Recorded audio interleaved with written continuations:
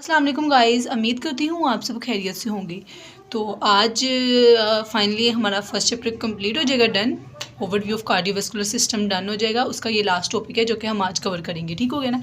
इसी के साथ हम अपने इस चैप्टर को वाइंड अप कर देंगे। मैं आपको अगेन बता रही हूँ, लास्ट वीडियो में आई थिंक सो मुझसे बताया नहीं गया था कि हम एसेंशियल मेडिकल फिजियोलॉजी को बुक को देख रहे हैं। उसी से मेरे ये जो लेक्चर होता है उसी का प्रिपेयर किया होता है। तो आप मेरे लेक्चर को सुनने के बाद बुक को लाजमी ग्रो थ्रू किया करें, ठीक हो गया। बुक को रीड करोगे, सिर्फ रीड करने की ज़रूरत होगी। लेक्चर सारा नोट होगा, आप लेक्चर को अंडरस्टैंड कर लोगे तो वीडियो जो बुक है वो आपको बिल्कुल इजी लगेगी, लाइनिंग आपको बहुत सिंपल लगेगी, ठीक हो गया। तो स्टार्ट करते हैं। जो हमारा आज का टॉपिक है वो हमारे पास डिवीजन ऑफ सर्कुलेशन। अब जो हमारे बॉडी के अंदर सर्कुलेशन, ऑब्वियसली ब्लड सर्कुलेशन की बात हो रही है, तो हमारी बॉडी में जो सर्कुलेशन होती है ना वो दो तरह की होती है। एक सिस्टेमिक सर्कुलेशन होती है, एक पल्मोनरी सर्कुलेशन होती है, ठीक हो गया। अब आपको माइंड सेट होना चाहिए कि सिस्टेमिक मतलब सिस्टम की सर्कुलेशन। अब हमारी ह्यूमन बॉडी जो होती है वो सिस्टम्स पे चलती है, तो हमारी फुल बॉडी को सर्कुलेशन करना, इट्स मीन जो सिस्टेमिक सर्कुलेशन है वो हमारे पास ग्रेटर सर्कुलेशन हुई। पल्मोनरी वर्ड जो होता है ना ये लंग्स के लिए यूज़ किया जाता है। तो पल्मोनरी सर्कुलेशन मीन लंग्स के अंदर ब्लड का फ्लो होना, ठीक है ना, ब्लड का सर्कुलेट करना। अब सिर्फ लंग्स वाले पोर्शन को इट्स मीन ये लेजर सर्कुलेशन हुई और सिस्टेमिक सर्कुलेशन ग्रेटर हुई। तो आप कह सकते हो systemic circulation also known as a greater circulation. हम सबसे पहले थोड़ा सा इंट्रो देखेंगे सिस्टेमिक सर्कुलेशन का, देन पल्मोनरी सर्कुलेशन को देखेंगे, फिर मैं आपको इसको फ्लो चार्ट के थ्रू अंडरस्टैंड करवाऊंगी। आप बहुत अच्छे से अंडरस्टैंड कर सकोगे उन चीज़ों को। सबसे पहले हम देखते हैं सिस्टेमिक सर्कुलेशन। सिस्टेमिक सर्कुलेशन में क्या होता है कि हमारे पास जो ब्लड होता है ना वो पंप होता है लेफ्ट वेंट्रिकल्स के अंदर, ठीक होगा ना। अब लेफ्ट वेंट्रिकल के अंदर ब्लड पंप हुआ है तो ब्लड जो होता है वो आगे सीरीज ऑफ ब्लड वेजल्स होगी, एट्रियल सिस्टम्स हो गए, वहाँ से ब्लड पास आउट होकर ना रीच करता है टिश्यूज़ तक, ठीक हो गया ना। इसी तरह हमारे पास पल्मोनरी सर्कुलेशन आ जाती है। पल्मोनरी सर्कुलेशन जो होती है वो हमारे पास सिर्फ लंग्स के अंदर सप्लाई जाती है, तो ये हमारे पास लेजर सर्कुलेशन हुई। इसके अंदर क्या करता है, ब्लड जो होता है वो पंप करता है राइट वेंट्रिकल्स।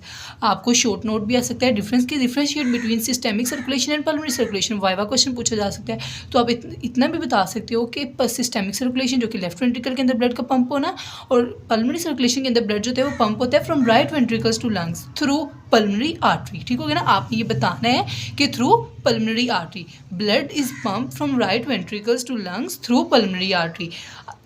जो पल्मोनरी लंग सर्कुलेशन होगा वो ऑक्सीजनेटेड ब्लड होगा, रिटर्न जो होता है ना वो oxygenated blood to left atrium through pulmonary veins, ठीक हो गया ना। इसकी बेटर अंडरस्टैंडिंग के लिए सिस्टेमिक सर्कुलेशन और फ्लो पल्मोनरी सर्कुलेशन कैसी होती है हमारी बॉडी के अंदर, हम फ्लो चार्ट को देखेंगे, ठीक हो गया ना।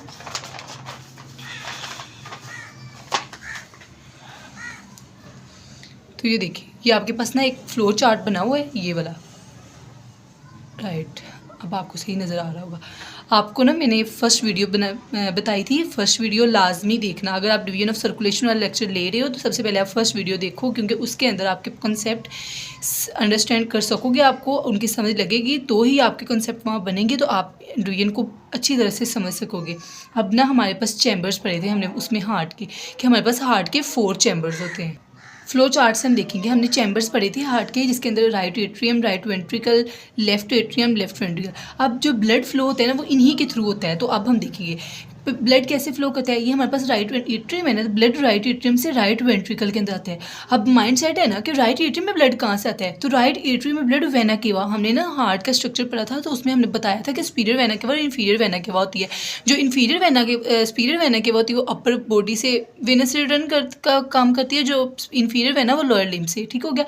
तो हमारे पास जो वेना केवा यहाँ से सिस्टेमिक यानी कि वेनस एंड वाला जो ब्लड होता है वो राइट एट्रियम के अंदर आता है, राइट एट्रियम से ब्लड राइट वेंट्रिकल के अंदर जाता है। अब राइट वेंट्रिकल से ब्लड पल्मोनरी आर्टरी के थ्रू लंग्स के अंदर जाएगा। बात याद रखनी है, पल्मोनरी आर्टरी की बात हो रही है तो इट्स मीन लंग्स के अंदर ब्लड जा रहा है। ब्लड लंग के अंदर क्यों जा रहा है, क्योंकि हमारा जो राइट एट्रियम से ब्लड राइट वेंट्रिकल के अंदर आया है वो डीऑक्सीजनेटेड ब्लड था।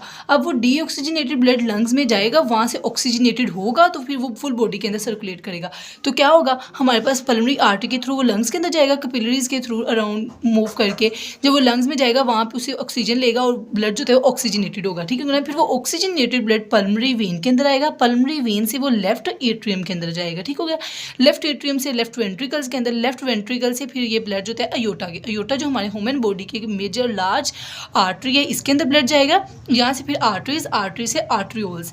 इसी तरह ये हमारे पास इसी तरह हमारे पास जो ब्लड होता है ये सिस्टेमिक कैपिलरीज के अंदर जाएगा। ये हमारे पास आर्टेरियल एंड है, ये हमारे पास वेनस एंड है। इधर से हमारी बॉडी के टिश्यूज़ तक ब्लड जो होता है सर्कुलेट करता है, और ये हमारे पास पाथवे है, रिपीट होता रहता है, सर्कल साइकिल चलता रहता है, ब्लड ह्यूमन बॉडी के अंदर सर्कुलेट करता रहता होता है। यहाँ पे हमारा लेक्चर एंड होता है और ये चैप्टर एंड हो गया है आज। Thank you so much. Allah हाफिज़।